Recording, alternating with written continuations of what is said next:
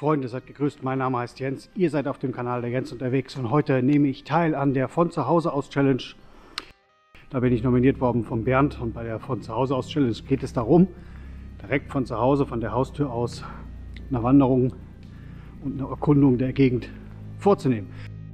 Und ich muss selber noch 3 Kanäle nominieren und da würde ich sagen, last but not least den Simon von mit Kappe im Wald, der ja auch aus dem Bergischen kommt und dem ich dann auch unterstelle, dass er da von zu Hause aus eine Tour super hinkriegt. Gerne auch wieder without words, weil das macht er wirklich richtig gut.